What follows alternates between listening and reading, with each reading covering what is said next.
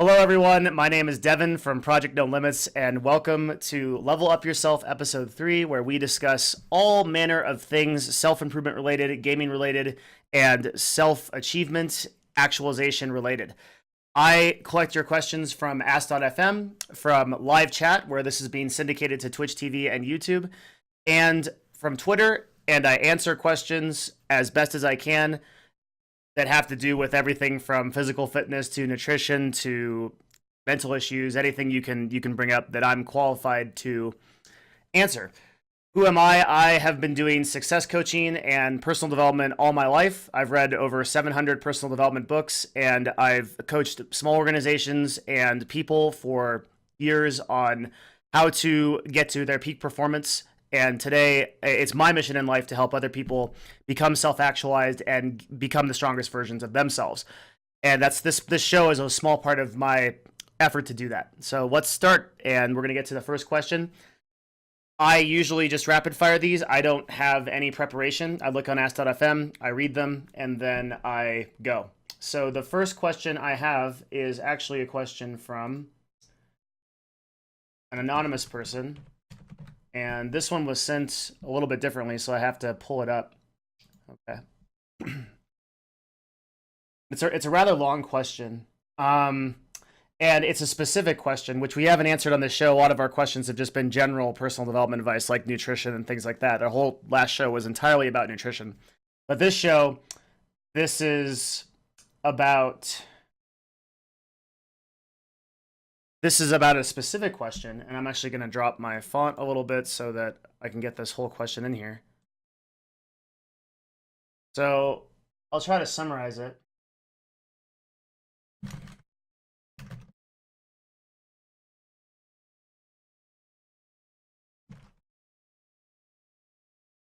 Okay, so let's read through the question. I'll read through the question in its entirety, because this question is, again, like a little bit outside of what we normally answer, but I'm answering this for a couple of reasons, because the topics that are in this question I think can apply across the board to all personal development. So the question goes, and I'm going to read the whole thing besides what I just typed. I am struggling a lot in grade 12, diagnosed with stress, anxiety, depression, and suffering severe panic attacks and mental breakdowns. I work for my mother, and she has offered the opportunity to drop out of school and take up a degree in business management. I can't do school and this degree at the same time. I would like some advice as to what I should do. Should I stay in school and tough it out until the end, which is 6 months away, and continue having these mental breakdowns and severe panic attacks, or should I take up the opportunity first that my mom has offered me and drop out of school, potentially eliminating or lessening my stress, anxiety, and depression, and lowering the amount of panic attacks and mental breakdowns that I have? I know it sounds kind of obvious as to what would benefit me more, but I would love your opinion as to whether I should stay in school and complete my schooling, or whether I should do this degree in business management. Okay, so it's an interesting question, and I'm going to focus on a couple of issues that I noticed immediately that you may or may not pick up on if you're just watching this or listening to this right now. One of the things that I look at, the number one thing I look at when I'm doing coaching for people, is I look at what's called their self-talk. So I look at how do they structure questions and how do they word things to me. So the first thing you want to look at is what is the first thing that this question says? It says, I was diagnosed with stress, anxiety, depression, and severe panic attacks and mental breakdowns. And then you want to look into the question, and it goes on to say, should I stay in school and tough it out until the end and continue having these mental breakdowns and severe panic attacks? So self-talk is really important, and that's the first thing that I want to talk about here, is this self-talk idea. What conversations do you have with yourself?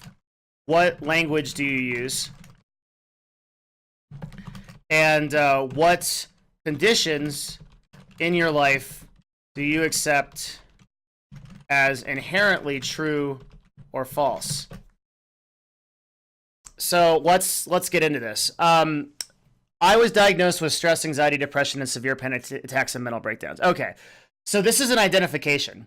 And to the person that asked this question, like, I'm not targeting you specifically or targeting it all. But my objective here is obviously to help, or I wouldn't be spending the time doing this show. So don't identify or take personally anything that I say from here on, right? Just a little disclaimer there.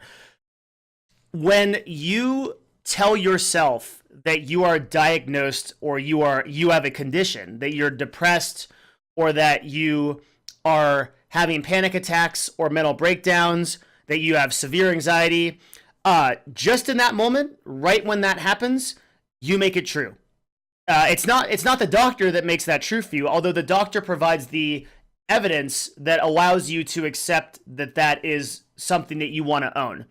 But when the first thing I have to do when I go into success coaching a lot of the time is I have to get people out of these ideas that they somehow own or inhabit or embody, or like their brain or their body or something is the sort of way that they are the people that experience panic attacks or mental breakdowns. And I'm going to correlate this with a story from my own life. When I was when I was in your grade, around there, and a little bit before it, I used to have all these panic attacks, and I know exactly what those feel like. I would have these terrible panic attacks where like I'd feel like I was dying, and I just get these stomach aches, and I was breathing super hard, and no one could, we went to all these pediatricians and we went to all these doctors, and they diagnosed me with the same thing and said, oh, you have all these conditions, you have all these severe problems. And I said, okay, like I accepted that I had those issues. And so I went to the doctors and they told me those things. And I just kind of accepted. I was like, wow, I have these severe panic attacks. And it started to scare me a lot because I was like, man, how am I ever going to go out on my own or, drive a car somewhere and be out alone? What if I get one of these terrible, like if you ever not had a panic attack, if you ever had a panic attack, it feels like you're dying. I don't know any other way to describe it. It feels like you're just dying. Like you can't get enough air. You don't know what's happening to yourself. And you're just completely overwhelmed by everything that's going on. And you can't do anything but just like lie on the floor. And it's terrible.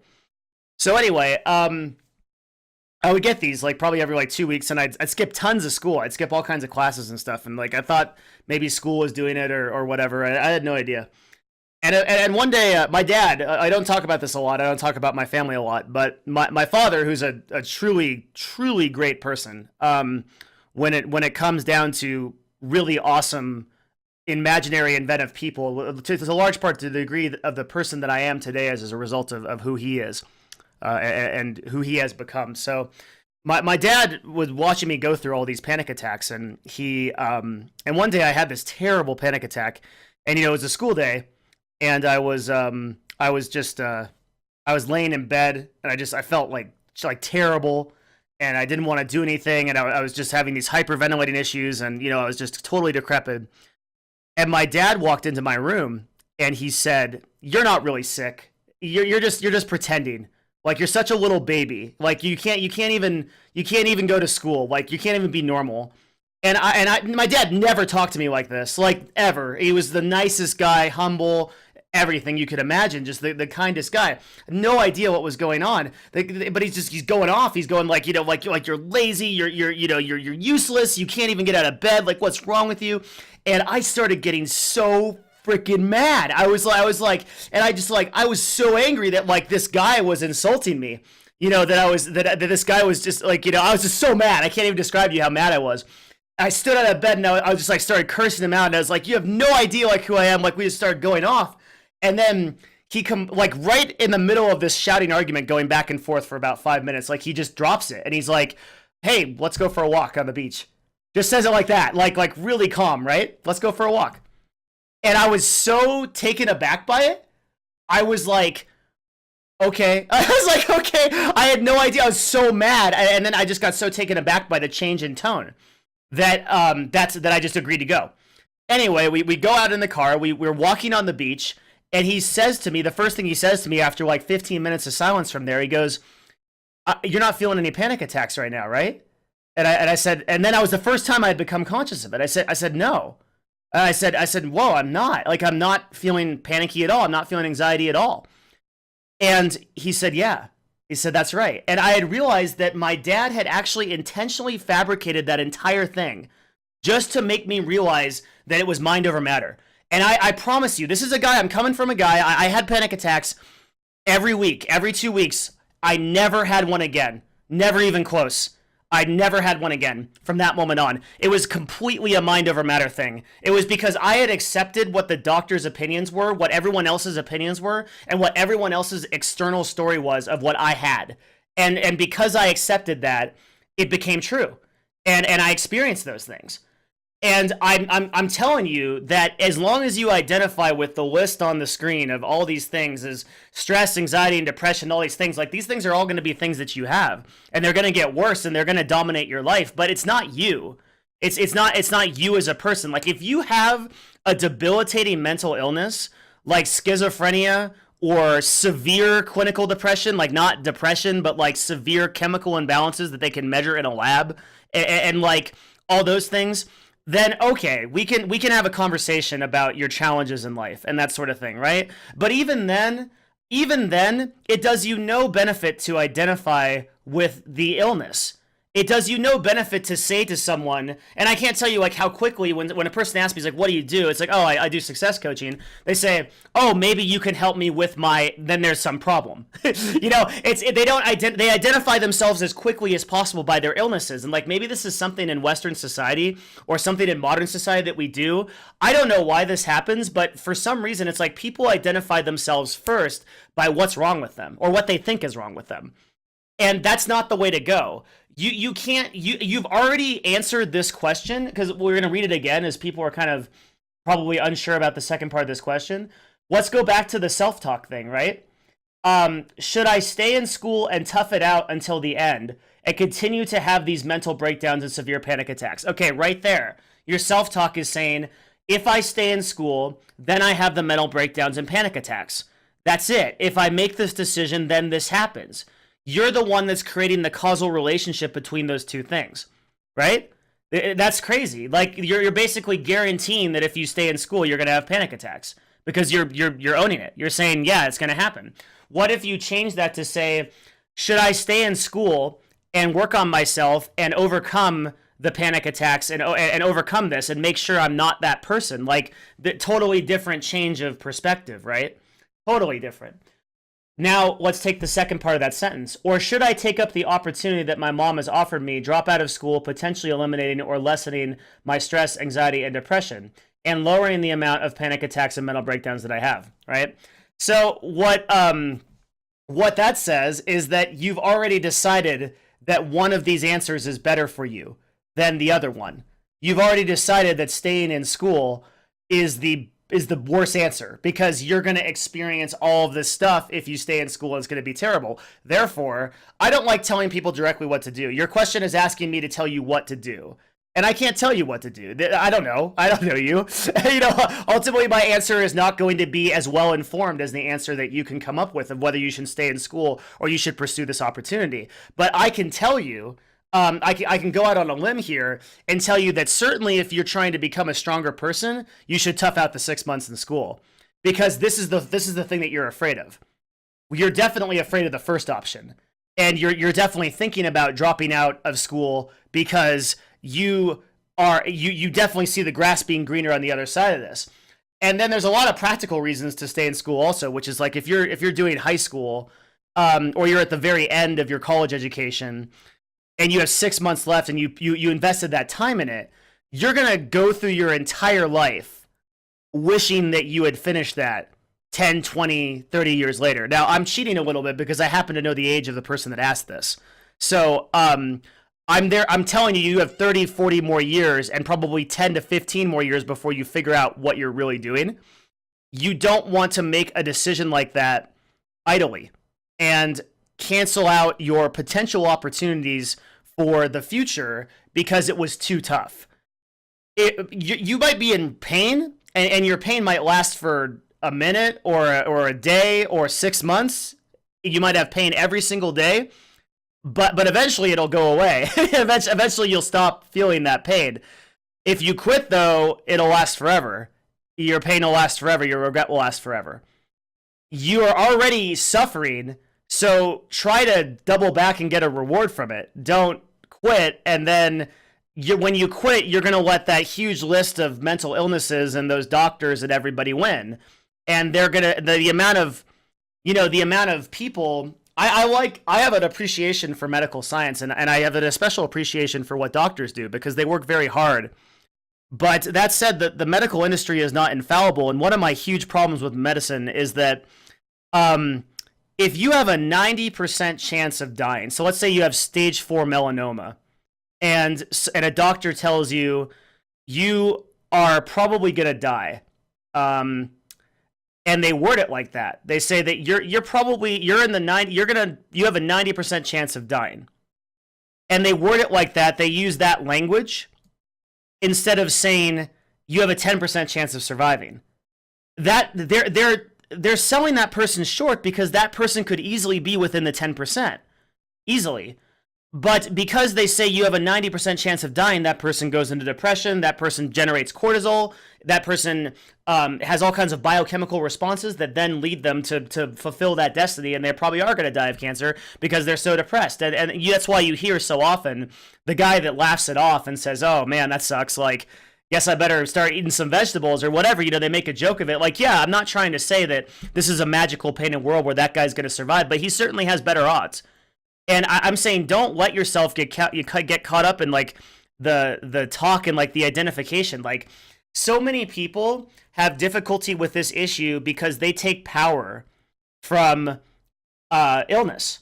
They take power from sympathy of others. If I go to someone and I say, I'm a strong person, I'm awesome, I'm super self-confident, and dude, I get all the chicks, and you know, I don't know, I fly airplanes with movie stars. Like, everyone's gonna be like, what a dick, like, you know, like what a d-bag, right? But if I go to someone and say, yeah, man, like, I've really been bottling up this depression. It's been hard. You know, my mom died the other day. You know, whatever. Like, then okay, then someone puts their arm around your shoulder. Man, I hope you get better. I hope that you are okay. That sympathy is addictive. That sympathy is something that you want to hold on to. And then your brain learns, oh, if I tell people all these illnesses and I tell people all these problems I have, then they'll respond with that sympathy and they'll respond with that empathy and I'll feel better as a person. And you learn to not be confident and not be strong and not be self-actualized. And instead you learn to show this weak side of yourself to everybody.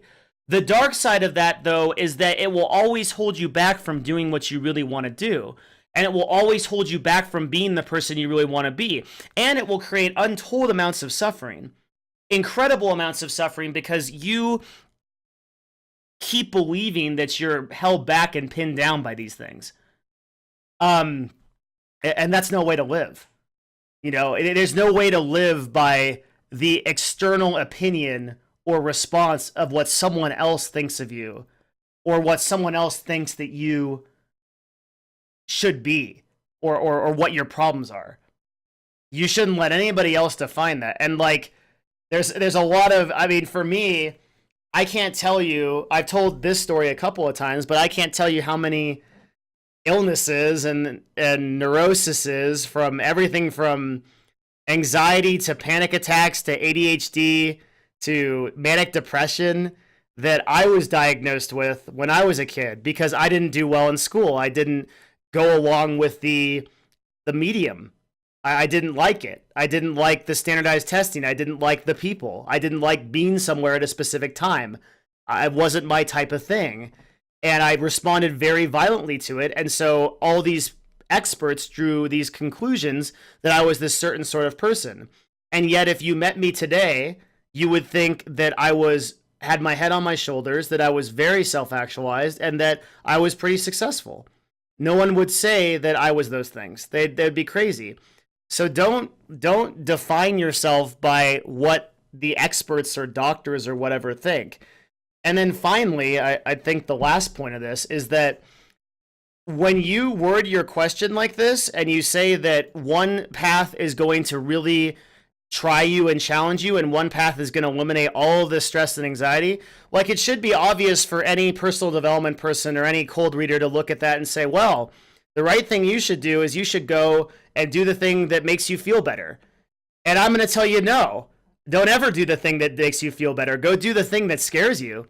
Go do the thing that challenges you, and go do the thing that makes you have terrible panic attacks so you can overcome them, so you can realize how futile it is. And your life is like too short to be under the trap of these things, and moreover, the greatest problem is to believe yourself the victim of these things as if it was out of your control. You're the only one that's that's in control. You allow yourself to get out of control or not, and that is it would truly be unfortunate to me. I guess that's like a way. It's a downplayed way of describing it. Not just unfortunate, but really terrible. If you live the rest of your life accepting that panic attacks and anxiety and depression and things are things that are natural to you, or some kind of like, genetic inevitability because you're a certain way, rather than trying to challenge yourself and scare yourself and overcome it and then experience the triumph of standing on top of that mountain. So don't do that. Do something that scares you, I would say. But I can't tell you ultimately what to do. I think you just need to decide that for yourself, but be very aware of how you're talking to yourself and what language you're using to define your reality, because that will shape your reality over time. Let me look at comments, see if there's anything relevant to this discussion.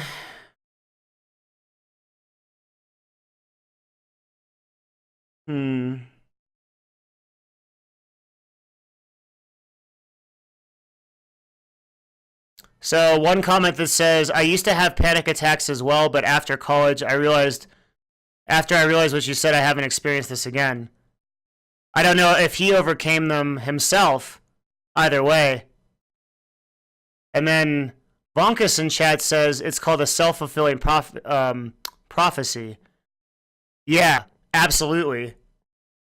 A self-fulfilling prophecy is a psychology concept, and what it really means is, if you believe something to be a certain way, you will shape the events of your life to make that happen. And I don't want to, we'll talk a little bit about positivity for a second. And let me record a question from chat real quick, as someone asked one. I don't think that thinking positive is the solution to most of the problems that I'm answering here. I think that practically putting yourself in situations that scare you and challenge you and learning how to overcome those situations and learning how to survive those situations without the help of other people is one of the most effective ways to practically get over things. If flying scares you, but it doesn't terrify you, then you should do it. If flying terrifies you to the point of becoming catatonic, then do something smaller. If being out on your own scares you, do something that leads you out to doing that. I used to help people with driving. They were afraid of driving on their own. It's a big fear. I've helped 2 people get over this now. And one of my clients, he couldn't drive out of his driveway. A really interesting case. He's very wealthy. Had his own driver, had a lot of money, but he couldn't get out of his driveway. He was so scared. And so, we had him just drive in his driveway, doing these little incremental steps that would challenge him and scare him, until eventually, also working with a lot of other, psychological concepts like self-affirmations, things like that, he overcame it and was able to drive everywhere. Today, he can do whatever he wants. But he did that by putting himself in small situations that scared him.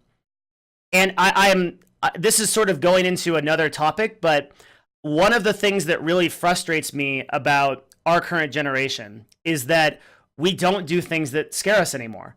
Everything that we live for is like a really shadowy, simple version of everything. Like even to the point of like dating now is like done through Tinder and done through text and stuff. Like you don't have to go up to a girl and be like, and then like get really nervous and bomb, and then she's like, you're like, oh my god, I feel terrible, and you just you don't have to do any of that stuff anymore. You don't have to like.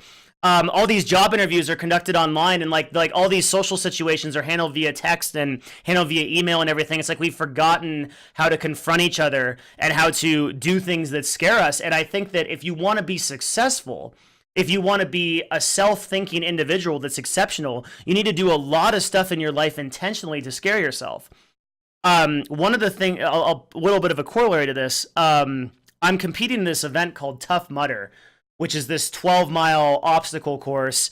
You know, injury is pretty common and it's tough. It's going to be really hard. And I've been training for it for like 4 to 5 months. And, you know, I remember not even just a few nights ago, my hands were just hovering over the ticket. Like, am I going to buy this thing?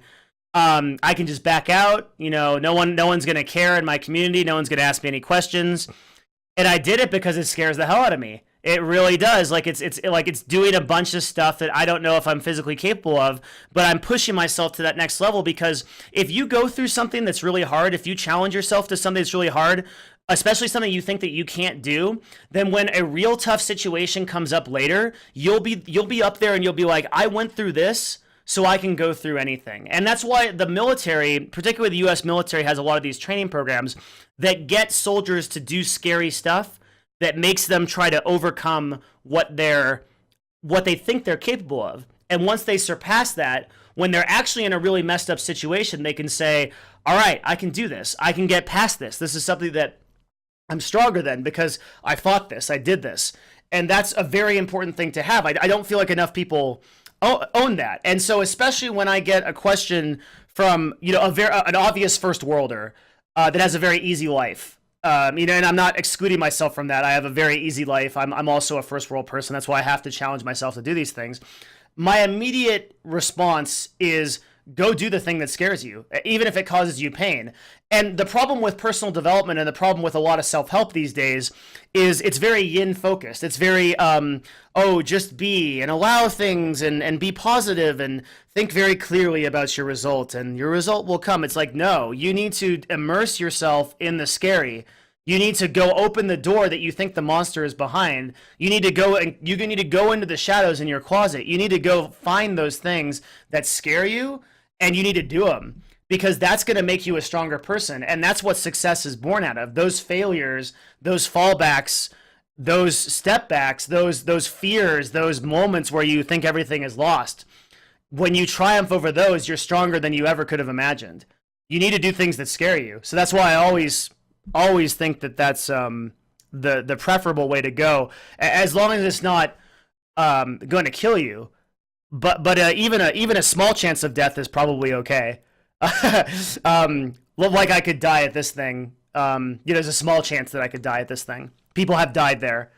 It's definitely not as safe as me, you know, taking a shower and sitting down and running this broadcast. It's scary, and that's another thing is to say with I think risk assessment is we tend to think that if we fail something, the result of it will be catastrophic.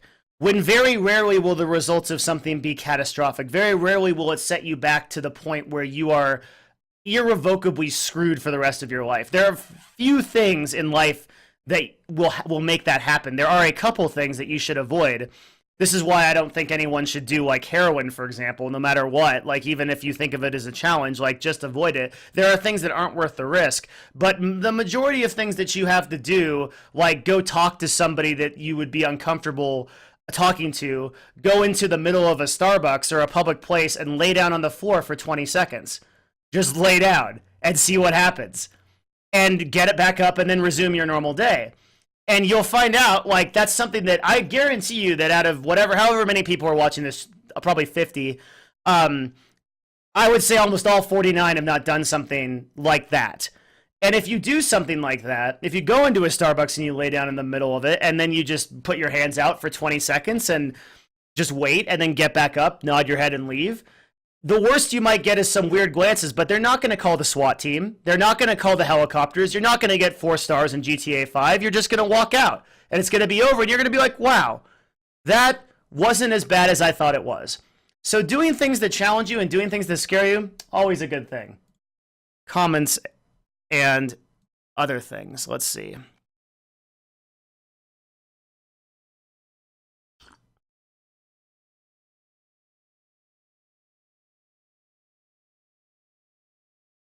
Okay, good. All right. That's the answer to that question. Let's go back to my Ask.fm. And by the way, if you are watching this show live, you can ask questions either within the chat, or if you want me to do a full answer here, you can ask questions at ask.fm, Project No Limits. Okay.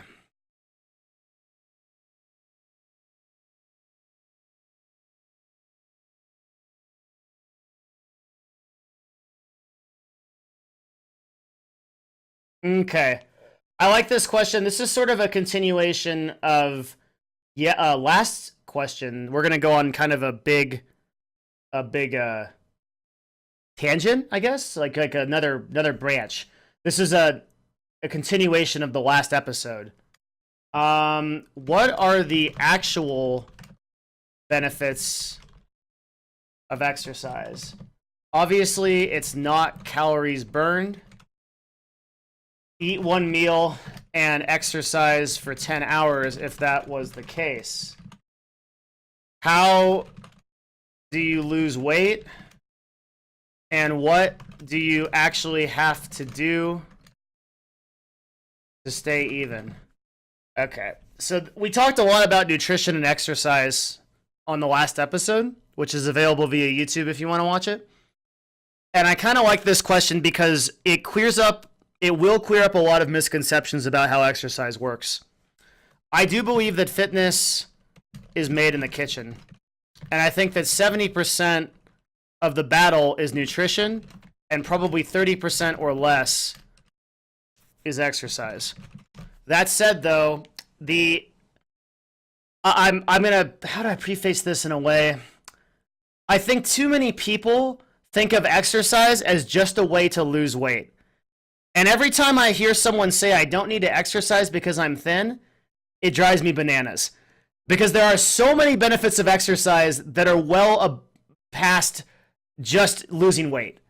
And I don't know how we got into the idea that fitness is something that fat people have to do and that skinny people can ignore until they're fat.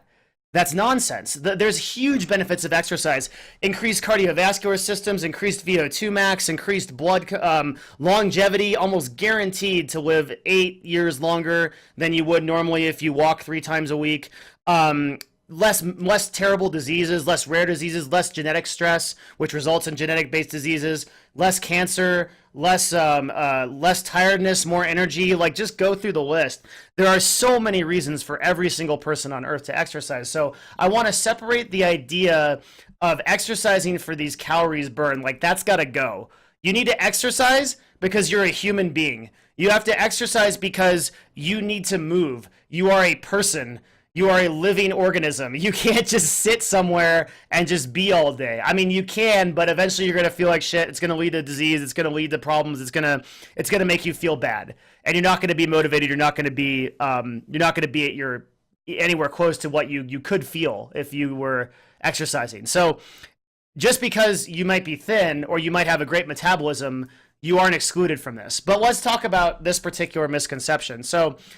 It's actually a really good point because if you run for about an hour, you'll end up burning, I think, like anywhere between 450 and 60 calories, right? But if you eat like a bear claw, this is easily like 400 plus calories. Drink like a caramel macchiato. Is that how you spell caramel? I don't know. I don't know how to spell macchiato either. So okay, drink a Starbucks smoothie drink thing is like upwards of 800 plus calories. Sometimes closer to like 1,000.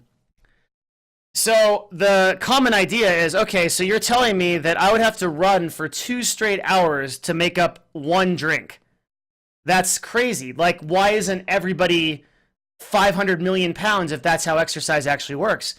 And what this comes from this comes from a kind of a lack of an understanding about what the anabolic and catabolic systems do in your body. So anabolic means building up, like building up muscle, building things. Catabolic means breaking down, which means like rest, sleep, rebuilding, regenerative, things like that. So running, for example, is a very anabolic thing. Your cardiovascular system gets engaged. Your blood's flowing faster. Something called your VO2 max, which is oxygen, is going through your lungs at a faster rate. You're huffing and puffing, and calories are being burned in real time. Your body is pulling from the glucose stores that you have, which is sugar and carbohydrates, and it's causing you to causing you to expend energy to try to get done what your body is trying to do.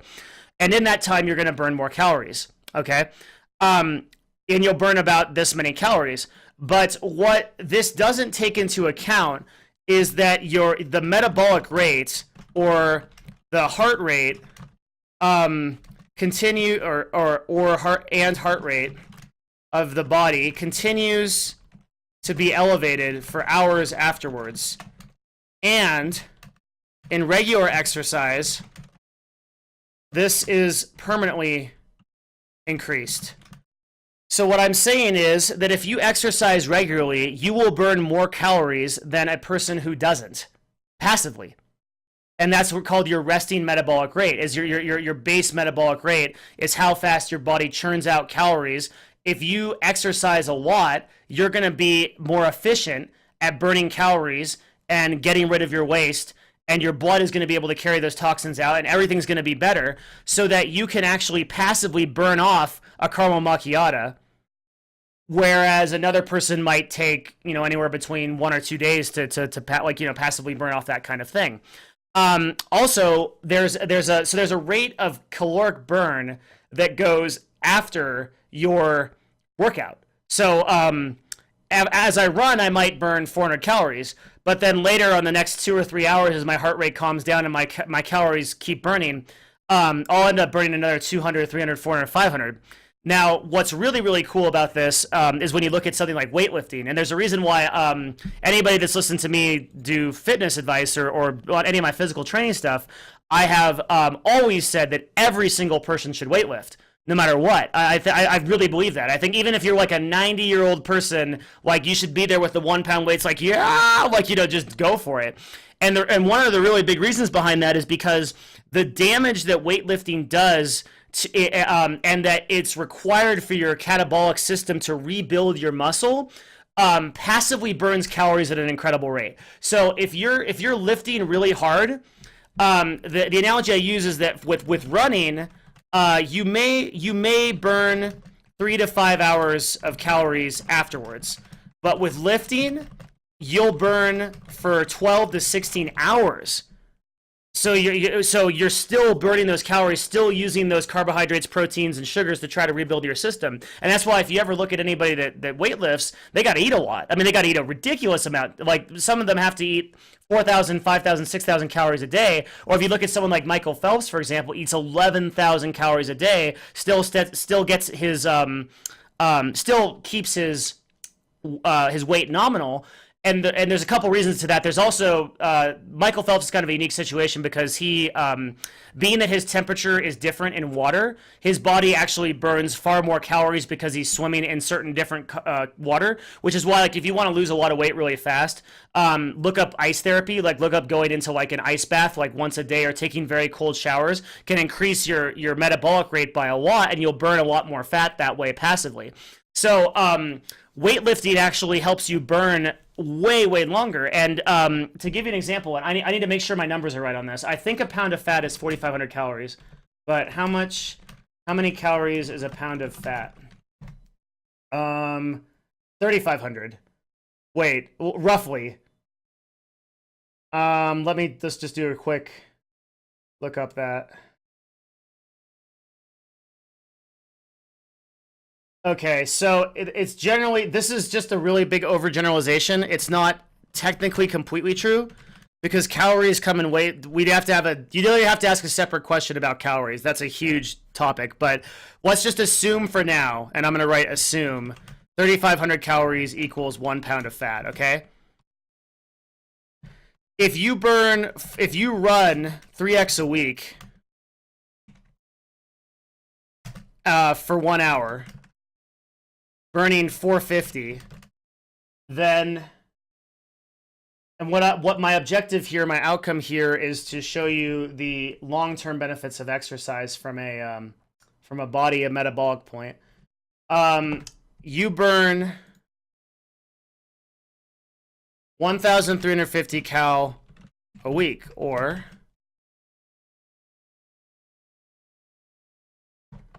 5,400 a month, or 64,800 a year, or 18.5 pounds of fat a year. Over the long term, this doesn't seem like much at first, but if you run every week for a year, 3 times, that is 18.5 pounds of fat that your body otherwise would have not known what to do with. And the average American actually doesn't get fat by like just overeating and getting a huge amount of weight really fast. What happens is they gradually get overweight. So I think like once you hit 25 to 26, and again, like my numbers are sort of vague on this, but I know you gain an average of like 0.8 to like 2 pounds a year. And if you're already 180 pounds and you go through 20 years at, let's say 2 pounds, 2 lb a year, then, you're going to be 40 pounds heavier or at 220 by 40. And that is why a lot of people are overweight, is because they're not doing any kind of like passive exercise or training that allows them to keep this weight off. But if you were doing something like walking 3 times a week, you can see that even just to beat the two pound thing, you wouldn't even have to do something like run 3 times a week for an hour, which is a lot to ask of most people. Like that's a lot to do. You would have to do something that's far less intensive, like maybe lifting 3 times, lifting like 3 times a week, or lifting once a week or something like that. There's such a thing as minimum effective dose that will allow you to figure out what a lot of people have tried to figure out how much you need to exercise to be able to achieve it. And the answer is like to actually achieve decent cardiovascular levels, a pretty good level of strength, and obviously keep yourself from being overweight. It doesn't require that much. It probably requires, which is the second part of your question, is it not? It's how does it make you lose weight, and how much do you actually, okay, the last part of the question is, how much do you actually have to do to stay even? So how do I stay even? I would say, very realistically, walk 3 times a week for 45 minutes. And I would recommend audiobooks. I love listening to audiobooks when I'm walking. I would say lift weights once a week. Heavy compound, like deadlifts, bench press, or overhead press. And then I would say, any kind of like yoga, calisthenics, classes, any kind of like sports or anything like that, 1x a week. Even this might be overdoing it. I think even that might be overdoing it. For you to stay pretty even, if you're doing something like this and you want to be healthy, you'll get to it, especially if you did like calisthenics or some kind of strength training. And I like classes a lot because classes motivate you to get pushed where you normally wouldn't push yourself. So I take 2 classes on Monday and Wednesday, and I'll give you my exercise routine also. And you don't need to follow this. There's absolutely no reason to follow this. This is because I train for specific events and stuff. But my Monday is circuit training, which is high intensity interval training. So it's 45 seconds on and 15-second rest for heavy weightlifting and cardio exercise. Tuesday is chest, triceps, and shoulders. Wednesday is circuit training again. Thursday is back, bi, and legs. This is where I do deadlifts. Friday is 6-mile run. Saturday is again chest, tri, shoulders. Sunday, I either rest or run, and back to Monday, circuit training. So that's what I do. Um, and I have it set this way because I only do deadlifts once per week, and that's a serious day to do a lot of compound lifts since it can be pretty tough. But like this is overkill for anything that you want to do. Really, you could just do these circuit training classes. This takes me an hour. Oh, and then after on Mondays and I also climb. This is overkill. Like this takes me about an hour. So I get up at 7. I'm done by 8, and then I usually climb till 9.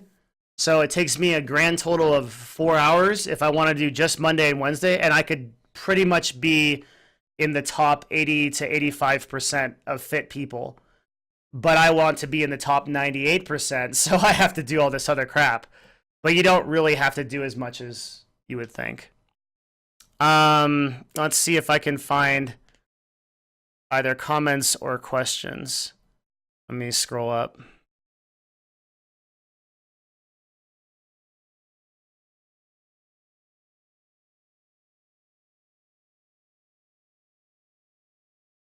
Okay. Couple of new questions. Let me copy and paste.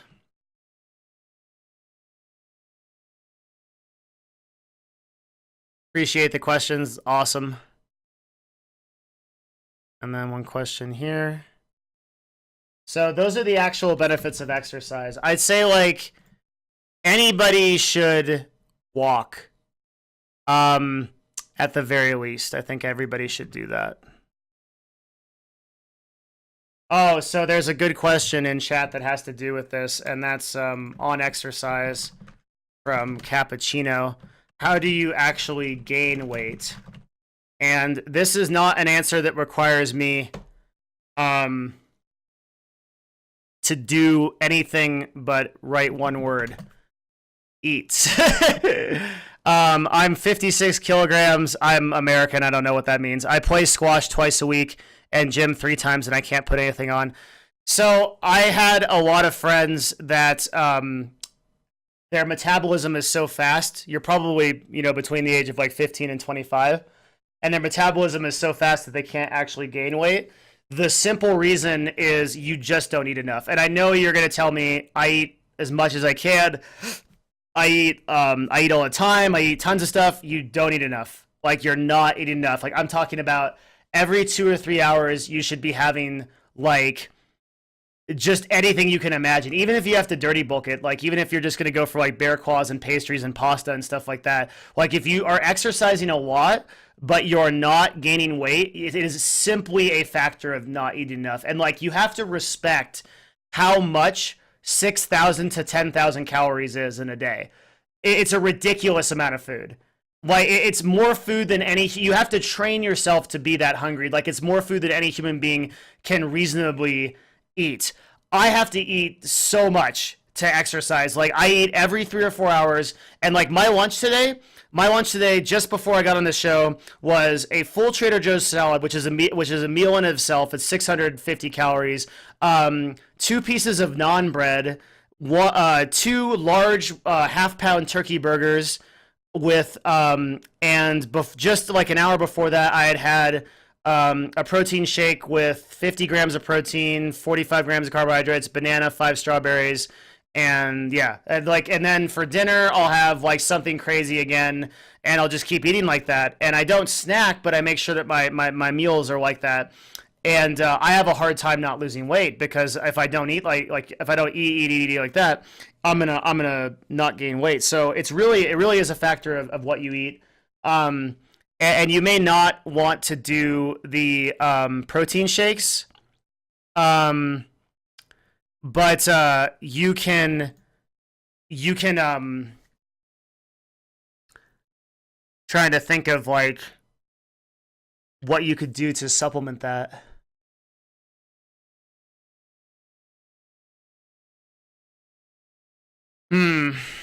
Do you know of any cheap food that gives a lot of calories then? Since I rapid fire these questions, I don't think I could answer one that I think eating cheap and healthy is like another question that we'd have to get into. And that would actually be a question that I'd want to really prep for and know what I was talking about. I can tell you like in my own area how I do it, but I would have to like I know what I rely on a lot is Reddit. Reddit has actually there's a r/eat cheap and healthy, all one word, that is really good for this, and there's a lot of Reddits that you can connect to from there that can help you with it. But that's a question that I'll write down and I'll actually try to answer later because I want some prep for that question. And I guess like even though since I have to eat a lot, I spend a lot on food. Like I can't confidently say that I eat really cheap, even though I go to Costco and like I buy everything that I can in bulk and things like that. Like I still say I spend a lot more than the average person on food. Like to some extent, if you're gonna commit to fitness and you're gonna commit to healthy living, in this society, you sort of just have to accept that you are going to spend more on this than other people. There's not really an easy solution, I think, that will have you come out on top and then eat super healthy and eat cheap too. Like one of the big barriers to getting fit and healthy is that food that is really good for you is not easily available, and you'd have to sort of figure out how to budget yourself and maybe not buy that pizza or not go out drinking with your friends or something like that, and I have to say that I have to sacrifice like a lot of other expenses in my life for how good I eat. And the reason is because I think it becomes a matter of priorities. For me, eating really well is the highest priority in my life for where I spend money, because that's my life. The entire sum of me, how I feel every day, how much energy I have, how much I can get done, how I think about myself, my confidence, everything is a product of what I eat.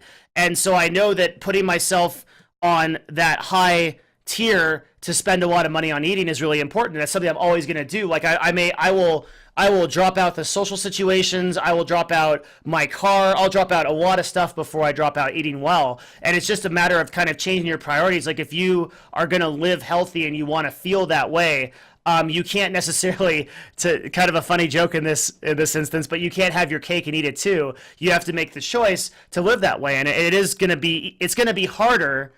I don't want to be the guy that's like on the diet show that's going to lie to you and be like, yeah, man, like you can gain you can lose all that weight, or you can gain all that weight, and you can just like you're gonna eat all this stuff and it's gonna be super cheap. Like I don't want to be that guy, because it is gonna be more difficult. If it wasn't so difficult, there would be a lot of less fat people, right? It's really easy to go to Carl's Jr. and pick up the chicken McNugget mega meal and go eat that. It's harder to budget yourself and say, no, this is what I need to do, but the results, the benefit, the rewards you're gonna get from doing that are a lot better.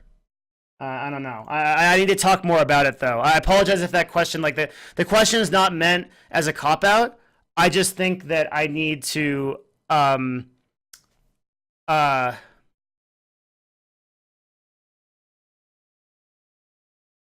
spend some more time thinking about it until I can get you a direct answer. Okay, so along the lines of this question, still on these questions, can you gain some benefits of weight training with only body weight exercises? From I Like Nami. Yeah, I like this question. It correlates with this sort of talk we're doing about exercise. The last two shows have just been like completely about nutrition and exercise, which is fine. Like it's a really important subject, but I really have to check and know my stuff because it's a tough subject. So you can get really ripped from body weight training. There's a really good program called Convict Conditioning. It's an ebook.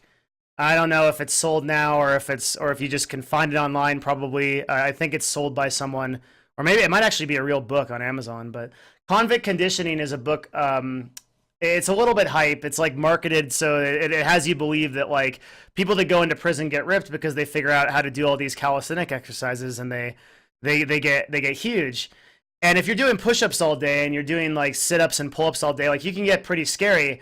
You ever look at those African American guys that like work out in those sort of like bar gyms? You ever see those guys? They have like parks, and they work out there, and those guys just look yoked, like they're ripped because they are doing these exercises there. So yeah, like you can definitely get weight train with calisthenics. I would recommend though, let me like kind of put a corollary to this. 99% of the time that someone asks me this question is because they're trying to avoid or otherwise think they can't go to a gym. And you want to go to a gym and actually lift real free weights, because whatever is holding you back from going to the gym and doing that exercise is probably something that you need to overcome. It's probably a fear you need to overcome. Like either it's a social thing, like you don't want to go out and see how people look, so you're like, oh, I'll just do some push-ups at home, or you are afraid you're going to get injured, in which case like you need to work on your form, you need to watch YouTube videos and stuff like that. That's like the number one problem with the deadlift. Everyone goes, I don't want to injure my back. It's like your back is going to be infinitely stronger if you do deadlifts correctly and you learn the time, you practice and take the time to learn the form. I'd say like a lot of people just want to kind of do push-ups at home, and that's not going to get you fit because you have no accountability. Like I wrote about this in my book. A lot of what you need to do when it comes to fitness and exercise is be accountable. Like I feel like if you do body weight exercises, you're not going to do it consistently. Like, it'd be very unlikely if you do it consistently. But like if you post on Facebook and you say, I'm going to the gym every day for the next 30 days, and who wants to go with me, or who wants to hold me accountable, and like I want to like, or you go to like stick.com, which is like an awesome website. Don't I for this show, don't I usually have like a little I think I have like a little window that I can bring up. This website's super cool. I'm gonna bring it up real quick.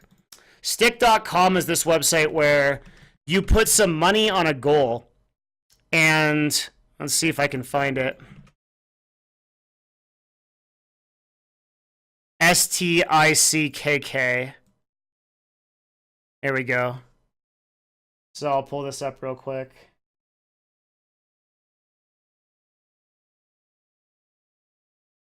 So you put some money on a goal and you set your stakes, and you say, okay, I'm going to put $100 into this goal. And you can see these people's goals: to write a complete draft, to be more socially outgoing, save money for a dream vacation. Like the more specific, the better the goal is. And then they hold it accountable across this website, and they put some kind of money into it. But your money, if you fail the goal, you have someone else hold you accountable, or a group of people hold you accountable.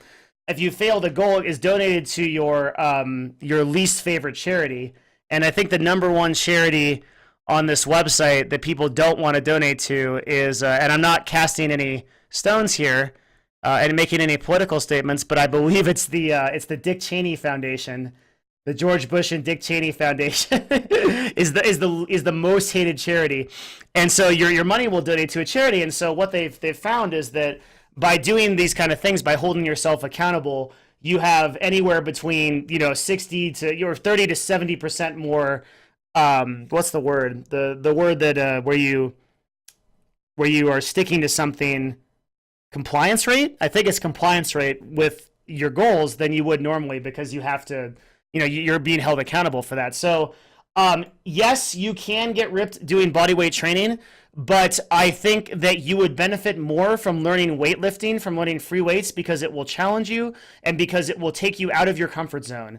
And sort of the theme of this entire show is getting out of your comfort zone and doing stuff that scares you. All right. Lots of questions right now.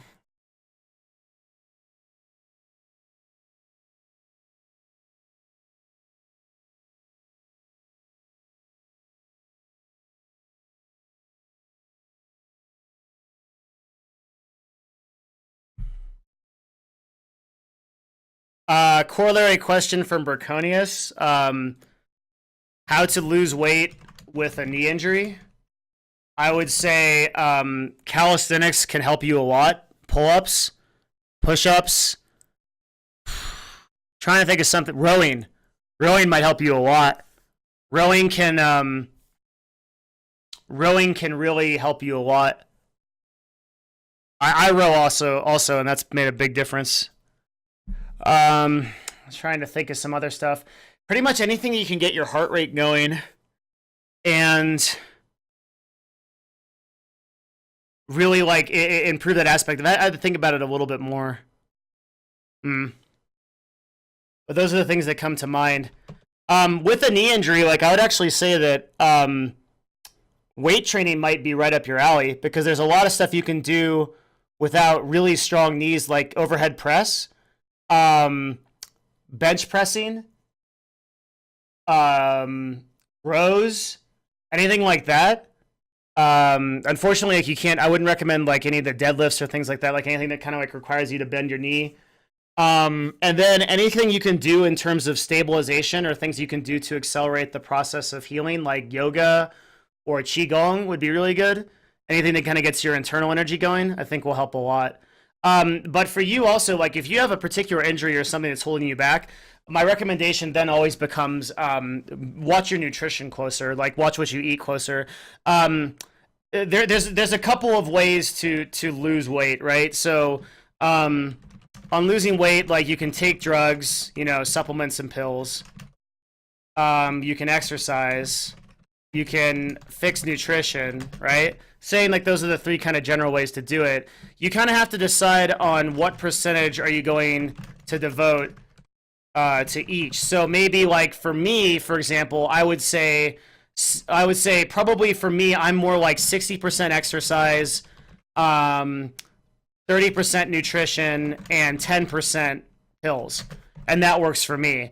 And some people are like, that's like me. Some people are 70% nutrition, you know, etc. Some people are 70% drugs, etc. But you have to deal with the side effects, fallout, potential long-term health problems, right? Like you might get health problems if you decide to do this. And just like me, like with the 60% exercise, I have to accept that I have to devote a huge amount of my life to exercise when I could probably up nutrition to 20, you know, by 20%, decrease exercise by 20%, and I'd have much more results for much less time invested. But I like, you know, I like to eat stuff. I like to eat, you know, things that I shouldn't eat. So, you know, I like to go to PF Chang's every week and, you know, eat, you know, Mongolian beef and stuff. So I have to exercise a lot. That's my own kind of personal dharma. And so for you, like if you're accepting that you have an injury, you know, you're probably going to have to go 70% nutrition and then maybe, you know, 20% exercise and then, you know, maybe 10% pills or even, you know, or you just choose whatever you're going to do. You know, I don't know, like, whatever your choice is. So I think that's that you're probably gonna have to focus more on nutrition if you have that issue. Hopefully that helps.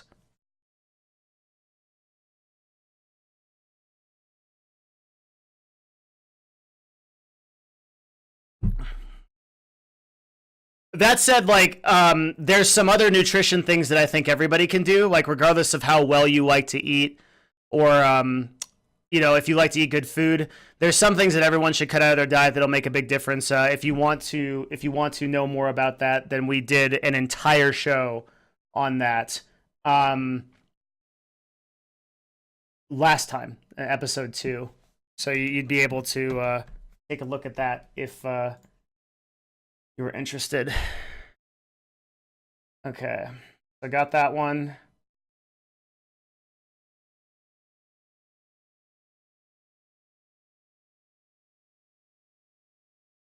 Next question. Cool, I like this question. So this question is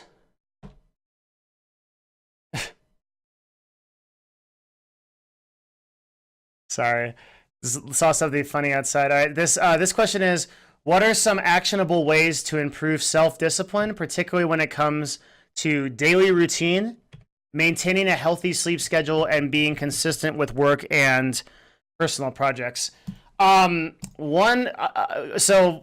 that know me, they know that I really like self-talk. I really like the way that language works, and I love this. Actionable. Actionable is such a powerful word. Everybody should always be asking themselves for actionable ways to do something. Particularly, I think that I'm a failure as a personal development person if I'm just kind of spouting mumbo jumbo and I'm not giving people actual ways to do something. So I'll challenge myself here and really try to give you some things that you can actually do to improve your self-discipline. So I want you to kind of imagine, there's a book called Willpower. I want you to imagine your self-discipline as a muscle. something that you can work out and it can become stronger, and it can help you lift more. It can help you get more things done. Self-discipline is a thing that comes from a couple genesises. And those are, I think, emotional connection to the issue, scheduling and time management, goal setting, and then finally training or working out for more discipline. And let's go through actionable ways to actually improve your self-discipline. One by one, I'll try to give you really specific things you can do for each issue. And I'll try to explain them a little bit too. So this might actually even be the last question because this is going to be a while. All right, let's go. Everyone can benefit from more self-discipline, so this is probably relevant to everybody, myself included. Emotional connection to the issue. So let's talk about emotional connection. A lot of the time, self-discipline, everybody talks about motivation as like this sort of like weird concept that is hard to grasp. Like, how do I get more motivated, or how do I do things, or like how do I feel like I want to do something? And like usually when someone can't answer that question, the first problem that it is the emotional issue.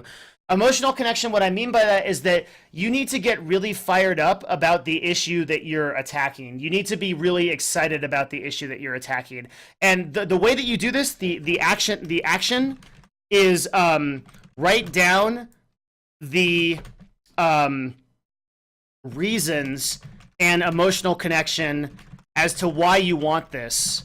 What will happen in 2 years if you don't do this? And who will you be in 2 years if you do this?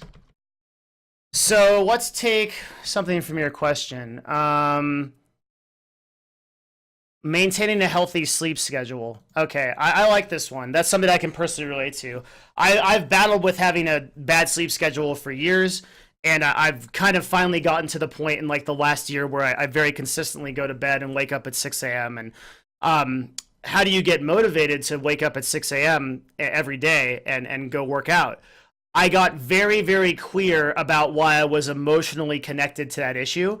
And I envisioned myself, and I wrote this down. That's the actionable step. The actionable step is that you write this down. You get out a Word document and you write down everything, every emotional state, everything you're going to feel if you can get real excited about this and you can get real engaged about this. Like, for example, I thought about myself and who I would be if I woke up every morning at 6 a.m. And I championed like the person I was going to become because of that, like how strong I would be and how I would feel and how I'd reward myself and how I would how I just like feel great. And like I envisioned myself getting strong and my arms getting larger and my chest being more prominent and people looking at me differently. And then I imagined my confidence increasing and my ability to do things increasing and my wealth increasing. And then I wrote down the opposite too. I wrote down like what happens in 2 to 5 years if I never work out. And like I imagined myself getting overweight and, you know, my family feeling like I didn't, you know, they were just like, God, like where has this guy gone wrong? And like my friends losing confidence in me and me losing confidence in myself. And like I felt that pain and I meditated and I visualized over that pain and became very clear about that reason and why that would happen to me. And then like when that happened, like man, like it's to the point now where like I'll go to bed at 2 or 3 in the morning if I have a late night, and I'll wake up right at 6. I'll get up anyway, even if I'm tired or whatever, because I don't want that to happen. I don't want that future to happen. I don't want to be that person. I'm so firm on it. Just like this, why I do this show, like it's not easy for me to come on here and do this every day. You do the regular broadcast and do this every Sunday, but I do this even though it scares me because I don't want to look at myself and I don't want to be the person that doesn't do this show. I don't want to be the person that, you know, 20 years later is looking back on this and being like, God, that would have been so cool. Like maybe I could have helped somebody or maybe I could have done some good for the world or something. And then I didn't do that. So the very first thing actionably is to get extremely clear about your emotional connection to the issue. And a lot of people say, well, what if my issue is not that serious? What if it's just, you know, coming down to a daily routine or maybe some kind of like project or something? You need to have goals that really have balls. and people have probably heard me talk about this. I think I talked about this in episode 1 a little bit, but frankly, most of you probably just don't have goals that are big enough. Like my goal, no word of a lie, it's on my wall, to inspire breakthroughs in the personal development of all beings is what it says. Not some beings, not two beings, all beings, everybody. I want to make a worldwide shift in consciousness. And I don't care how many people tell me that's insane, how many people troll me and bomb me down and say that's stupid and you're running a stupid thing or you're wasting your time or you're full of shit, whatever it is, man. My emotional connection to that is so strong that I will not rest, I will not sleep, I will not eat, I will not do anything until that happens. And it's something you have to constantly work on. That's the action part, is that you have to consistently work on that all the time and remind yourself of that emotional connection, because your brain will try to shortcut you. Your brain is your enemy. It'll try to make you forget why you want to do those things. It'll try to make you forget why you want to be that. And you need to constantly read and reinforce this and put knowledge into your head and look at successful people that are doing what you want to do and look at people that are becoming what you want to become, no matter what it is. And if you are not motivated for your goals, then like you can't find an emotional connection that's significant enough, get bigger goals. Like get bigger goals, much bigger. So that's number 1, is the emotional connection. And the second one is raw scheduling. So scheduling and time management means you just have to have a system for the time, place, and importance of an activity. So for example, what I'll do at the let's say I have a show to do, so I'll write down level up yourself, 2 p.m. PST, and then I'll put 5 stars, and this will be on my to-do list, right? And then maybe I'll put down like edit and upload the name of YouTube video, and this will be at 12 p.m. and I know this is a 4-star project, so that I need to do this, and at 12 p.m. I'll look at it and say, okay, I'm scheduled for this. So in combination with the emotional connection, I have the reason now behind why I want to do this thing, why I want to be disciplined. Now I need to know what exactly I'm doing, why I'm doing it, and what time I'm doing it at. Okay, so I know at 12 p.m. I'm going to be doing this thing. At 12 p.m. I will get up and do this thing, and if I can't, then I better have something that's 5 stars or greater to do it.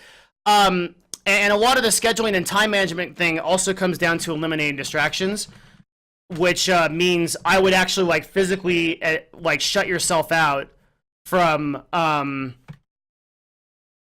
YouTube, Reddit, etc., time wasters, things that aren't directly benefiting you. And I would shut it out with apps and programs, if you can. Disconnect your internet if it's not a task that needs it. I do that all the time. And you might notice, like, people that have my Skype, I'm never on Skype. Why? It's not. I have a lot of important people to talk to on Skype. I'm never on Skype because it just wastes my time. It takes me away from what I need to do. So those are some suggestions for scheduling time management. And I'm skimming on this one a little bit because I would really need to do an entire series and like an entire course almost on proper time management. This is a section that it takes a lot of practice to get really good at. And then the third one is really training your discipline. And this is I'm gonna put this in like kind of quotes. A lot of people don't think about this, but training discipline means doing things in your day that result in small victories. And the military has this one right. So I'd say the first thing you should always do when you wake up is make your bed.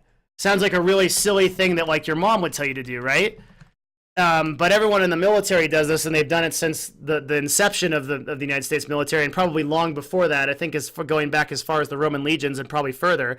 And the reason is because you establish a small victory immediately, and your day should be a culmination. Is that right? Culmination of these small victories.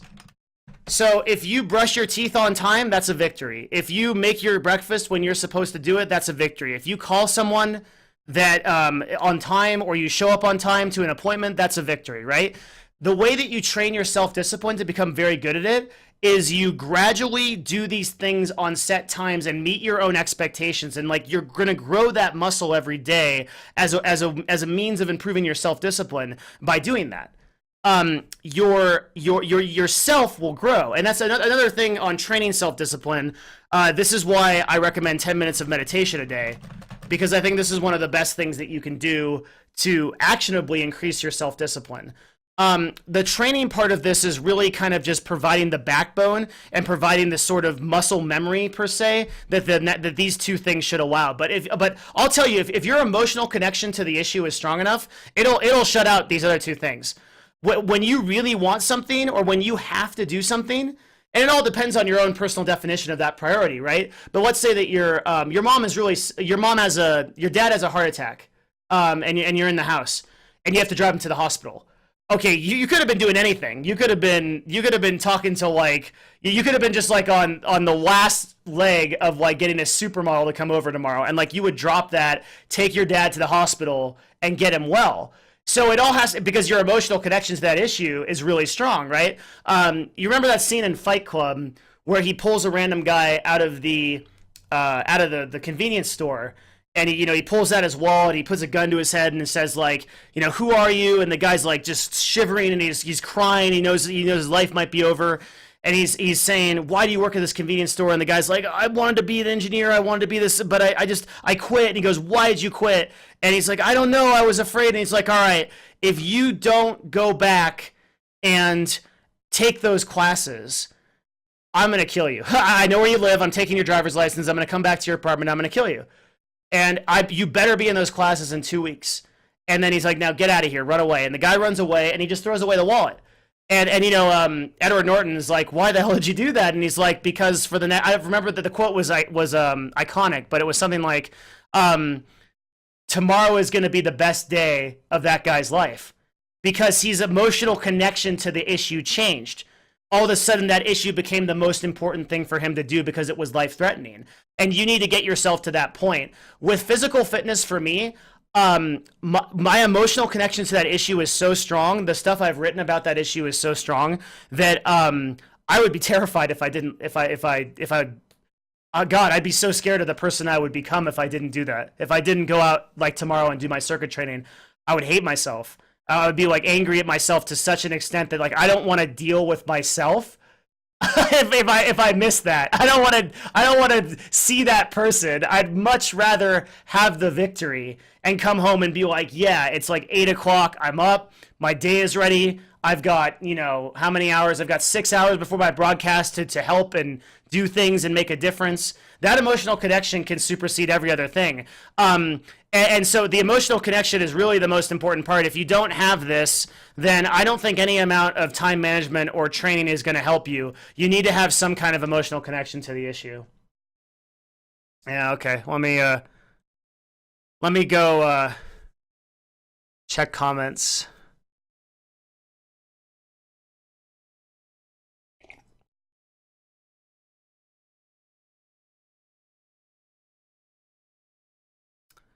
Anti-Soon says, get bigger goals. Dang, that is a good one. BRB making bigger goals. Yeah, let's talk about bigger goals for sure. That's a really awesome subject. So I'm going to give you guys a personal challenge, and this is a challenge that I wish that I was smart enough that I invented, but this challenge is actually from Peter Diamandis, who runs Singularity University. So he runs a company that right now is trying to figure out how to catch asteroids and mine them. I wish I could make this stuff up. They're going to launch rockets into space, catch asteroids, and mine them, bring the materials down to Earth so that we have infinite amounts of titanium, gold. I mean, the way that these guys think, the goals that these guys have, ridiculous, right? Elon Musk wants to bring power without landlines to every home in the world. Their challenge to entrepreneurs and to people is, what do you want to do in 5 to 10 years? Who's the person you want to be? What skill do you want to have? What thing do you want to create? Take it and do it in 6 months. That's a big goal. That's a great goal. That's something that you can wrap your arms around. Like, because here's the thing. I think I used this exact analogy in episode 1, But big goals are so important. If I tell you right now, I say, hey, I'm gonna give you $10 and I'm gonna buy you a trip downtown and like you'll get a car ride, and then when you get to the grocery store you can choose anything you want for $10 and you can have that. You can win this contest. I might get you to give me your email for that. I might be able to get your email for that. I might be able to get you your first and last name. You might enter on a form or something, right? But what if I tell you like you can have a 0G trip to space. You're gonna launch up in a rocket. You're gonna experience 0G. Everything's going to be paid for. You're going to go back into orbit. You're going to land. You're going to have a giant welcoming party. There's going to be all this stuff, and you're going to stay at a 5-star hotel for a week in any country or like your favorite place in the world. Completely all expenses paid for, right? Like the first thing, you're going to be like, oh, I'll fill out the email form. What the hell is $10? The second thing you're going to run through walls for. The second thing you're just going to be like, man, I'll do anything to get that, right? Again, that emotional connection elevates when you have better goals, when you have bigger goals. A really important thing. Okay, let's keep going.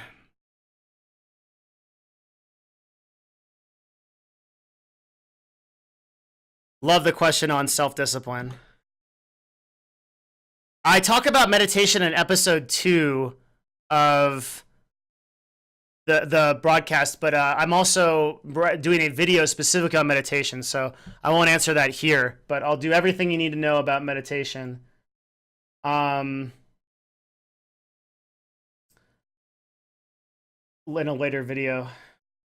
Okay, question here on Ask.fm says, if your question is on Ask.fm, I'll eventually get to it, but I answer questions in sort of an order that I want to, related to either like what I feel like answering or just like what I think is on target. And this question is related to exercise, and also I can answer it really quickly, so I'll go through it. What are your thoughts on the ketogenic diet to starve out cancer cells and essentially killing them off by making your body run off ketones instead of glucose, basically cutting carbs completely out of the diet? I would like to point you to a guy who knows way more about this than I do. And I think the guy you want, he's a Tim Ferriss guy. Let me try to find him real quick.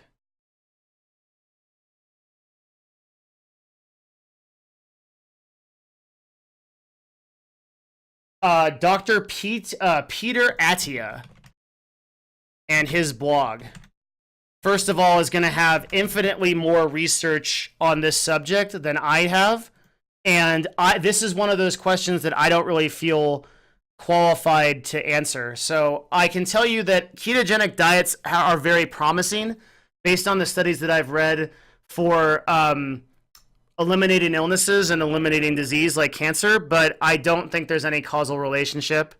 And I don't think there's any strong evidence saying that this would work. Cancer is still a very tough problem. But you should go. This is a connection, if you're interested in that question, that you can look at. That'll help you maybe get some more research on that. I think he's the leading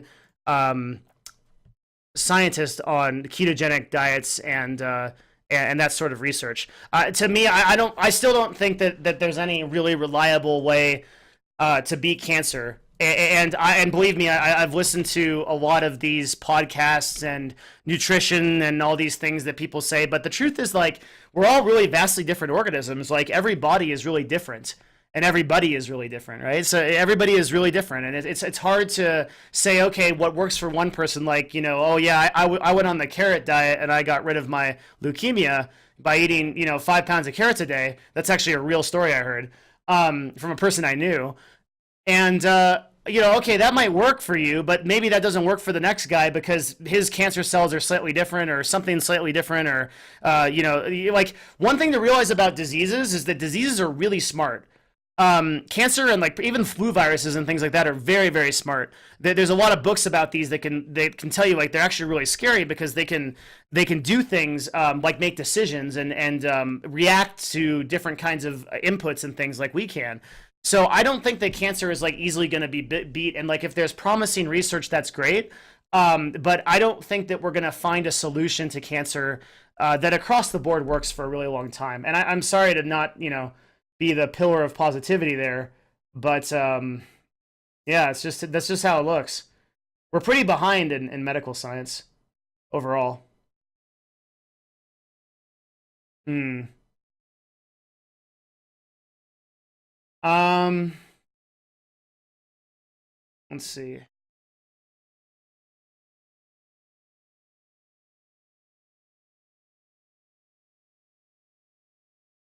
I'm gonna answer one that's a little bit more like medical, kind of like a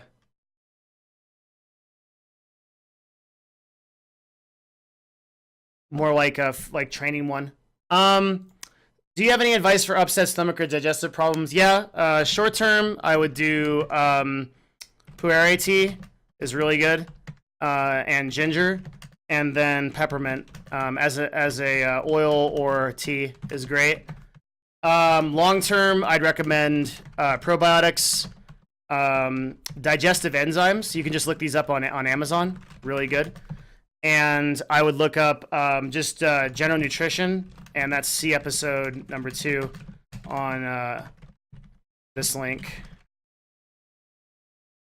I talked about that in mass, but again, one of those kind of short questions I can go through. Pu'er tea is actually what I'm drinking right now. Long-term digestive aid. It's a very good tea. Ginger in general has a lot of good effects on if you have any kind of short-term digestive problems. Peppermint oil also, there's a lot of research. Just giving you like the ones that have kind of the hard research. Long-term, probiotics and digestive enzymes in particular are really good. Those can kind of regulate your positive bacteria and help you break down food. And then finally, if you want to look at the episode I did on nutrition, I think that would help a lot. And we'll probably fix those issues. So I don't think I need to go into that anymore. I think that's a really straightforward question, which is why I answered it pretty quickly. Let's see.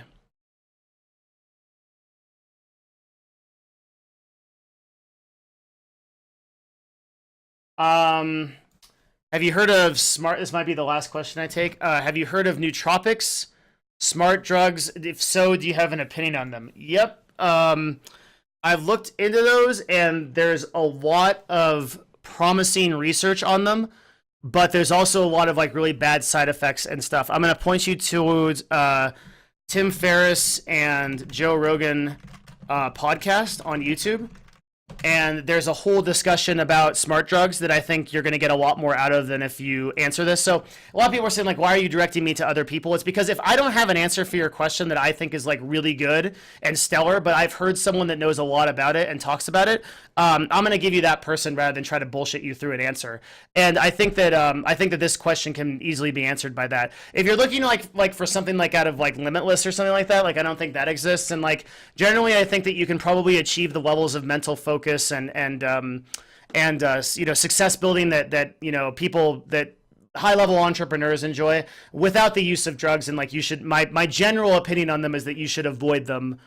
The human body, my opinion is avoid human body and reactions, chemical interactions are too complicated for us to understand right now. Which means if you put a certain amount of things into your body, a certain amount of inputs, how those react to you and what kind of problems those cause or what kind of things they actually do over the long term is very hard to measure because we have so much stuff going into our bodies and so many environmental effects and so many ways, like so many physiological things that affect our bodies. It's really hard to get a closed study that says, yeah, this was definitely the thing that caused that to happen. And being that we don't have a really reliable way of knowing how those drugs interact with us or interact with our compositions, again, going back to the cancer question, which was like, our bodies are just, as individual organisms, we're just too unique. It's very difficult for me to recommend these for use with anybody. I would recommend instead, don't try to skip the process. Instead, do the personal development and self-improvement techniques that are practical and pragmatic and make sense for your situation, and try to overcome it with your own strength instead of relying on these supplements and things like that to do those things. Generally how I feel about all those things. Another pretty quick question.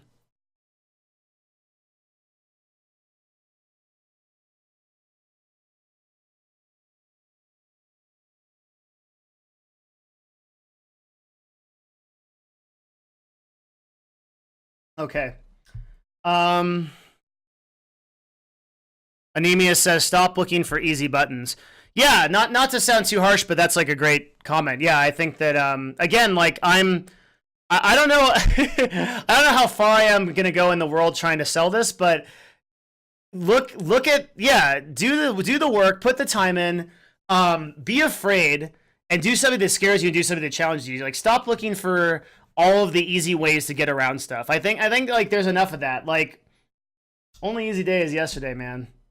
I don't know. I could probably talk a lot more about that, but I want to end on this question, um, particularly because it kind of circles back to our original question. So the question is, how do you posture yourself against people that put pressure on you, like parents wanting to have good grades, work that demands more and more from you? We just talked about this, right? I like these people. I like people that we tend to, especially like younger, we tend to have this idea. It's like, God, my parents are so hard on me, or my boss is so hard on me. Like, if they're challenging you to become a stronger version of yourself, that's a good thing. That's usually a really good thing. Like, if you're super overworked and you hate your job, I mean, then that's your own evaluation that you need to make. But let's go full circle here. The real issue here is internal controls versus external controls, right? People putting pressure on you is external control. What is external control? You accept that your state, condition, or life is determined by external forces other than yourself. What is internal control? You accept that your state, condition, or life is determined by only yourself. And the difference is that if you're in this state of mind, the people that are around you that are challenging you, demanding you, or whatever shouldn't be bothering you, because your only expectation should be to overcome whatever your own internal control system is. If you're saying that my internal control is to push myself to be able to lift 10 pounds more than I could ever lift in my life, then whatever someone else is telling you to lift 20 or whatever is irrelevant. If your internal control is, I'm going to work this hard on this project and get this done, and that's what's going to make me feel proud of it, that's what's going to make me feel accomplished, that's your internal control. And I would always encourage people to move as far away from external control and as close to internal control as they can, because being externally controlled is always just going to be miserable. You're just going to be a puppet on the strings of people that control you. I recommend this particularly for people that have problems dealing with relationships. Anyone that is defined by their girlfriend or their boyfriend or their significant other that pushes them in a certain direction, because this is the most common problem. Like, when we get out from under our parents and we get out from under our teachers, usually we get underneath. If we've been oppressed by those people, we easily get underneath a very domineering person who's going to try to control our lives in a relationship. And the first thing I can recommend to you is, like, you need to have a set of internal controls. Don't let that person, or don't let any other person dictate what your control system is going to be. Don't let anyone dictate what your emotional state is going to be. No one should be able to make you angry but you. Right? The only time that I get really mad is back in the previous question. If I don't work out, I get really angry. But no one else is ever going to make me that angry. No one else is ever going to make me mad. I mean, they're not. There's people that say really tough stuff to us. I mean, particularly I'm in the public eye and I do these shows and things. I get a lot of mean comments. And that's never going to affect my internal state, because I confidently accept and know going forward what I need to do. And I know what my goals are. I know what my numbers are and what I need to reach. And if I don't get to that place, I'm not going to blame the guy over there or this dude or this guy who didn't choose to watch me because I wasn't entertaining enough or whatever. I'm not going to do that. I'm going to blame myself. I'm going to say, how can I take the next step to get higher level, to take it to the next level and do that? People around me aren't going to bother me because I'm trying to get to the next level. I'm not worried about making them happy. I'm trying to blow up. I'm trying to get there, right? So I would recommend that, like, with a situation where you are under pressure from someone that's really trying to externally control you, set your boundaries, communicate, and make it very clear. It's like, this is what I'm doing to push myself. and I'm set by my own system of internal control. Like if you want to put that pressure on me, you can try, but I'm not gonna respond to you. This is my mission. This is what I want to do. These are my goals. And push yourself, but make sure you're in control of those victories and those defeats. Make sure you're in control of that system. A couple of other things about that. You're always going to get pressured from people outside of yourself. The world is always going to pressure you to be more than whatever you are now. And people are always going to tell you you're not good enough, or your grades are not good enough, or just going back to the first question that was asked, which was about having all these mental conditions and stuff that people told this one girl that she had. The girl asked a question and she said, I've been told I have mental breakdowns and anxiety and stress and all these things. Well, as long as you allow that definition of the world to define who you are, that's who you become. That's who you're going to be. For the rest of your life, you're going to be a person who's pulled by these little strings, and your girlfriend's going to come along and be like, you know what, you're a fucking loser, and then you're going to be like, oh god, yeah, I guess, and like you feel terrible, and boom, your little string is pulled. Or just as the same thing. A lot of people don't realize it works the other way. She comes to you and she says, oh, you're such a good person, you're so confident, you're so awesome, I'm going to give you a hug, like you're amazing, like you're great, right? That too is a trap. That too is a trap. It also is it's an equal trap, because then you say, oh yeah, I feel great, but you're still getting your string pulled there. The only person that should make you feel that way is you. The only person that makes you feel strong and confident, like if a person comes to you and says, you're a loser, you're never going to make it. That should power you up. Like when I hope people tell me I'm going to fail, because then it just makes me want to do it more. Like if everybody's around me and being like, man, you're going to make it, you're going to do it, this is going to be great. I start to believe like, oh, like, well, I don't know, like it just lowers my motivation. But my internal control system, my confidence is if people are telling me around me that I can't do something, like I'll look at that and I'll say, yeah, all right, let's take it to the next level. Let's show these guys what can really get done, and that's because my internal system of control, my goal tracking, I've become very specific about what I know that I want. I would encourage you to do the same thing. Comments here. Let's see.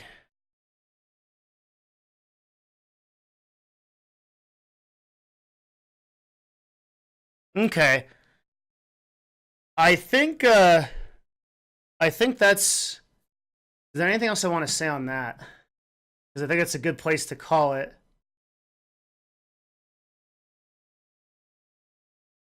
Yeah, overall, I feel like I feel like the world is always going to try to shape us to become the person that the celebrities and society and everyone tells us we want to be. And the magazines and the guy that's making more money than you, or the guy that looks harder than you, or the guy that has the better chick than you, or whatever. Everyone's going to tell you that there's some better way to live, but the only way to truly live happy and with real joy is by defining your own internal condition and living by it. And it doesn't matter what that condition is when checked against everyone else's idea. It just matters that it's yours, that you own it, and that you act on it. So don't get moved by this idea that you need to be something outside of whatever it is your dharma is to follow. And that's why I want to end on that question, because I think that's a great place to stop. Definitely, and when I say define your internal system of control, I mean like write it down. I mean like be really specific about what you want, who you're going to be, what you're going to do. Decide on that. And from there, make sure everyone else gets out of your way, because you're going to make it happen. That would be my recommendation. All right. That's the end of episode 3. And thank you for asking your questions. If I was not able to get to your question, or it was better suited for another time, I am going to answer it again, probably on episode 4. There's the links in chat right there for the live people. If you want to ask, for anyone that's watching on YouTube or syndicated content, ask.fm/Project No Limits is where you can go to ask me questions, and I will get to them, and I'll answer them on ask.fm. You'll have a timestamp for when for when the question will be answered. And I'm here every Sunday at 2 p.m. to do this, and I'd love more questions. Any questions you have to do about anything personal development related would really help me out so I can continue this show, because I need your questions to make this show possible. Thank you again for coming out for the show if you decided to watch it live, or for watching it if you're on YouTube. It's really an honor to be able to do this, and I hope I can make a positive impact on you. So thank you very much. Take care of yourselves and take care of each other, and we'll see you again for the next show. 2 p.m. next Sunday. Thank you very much.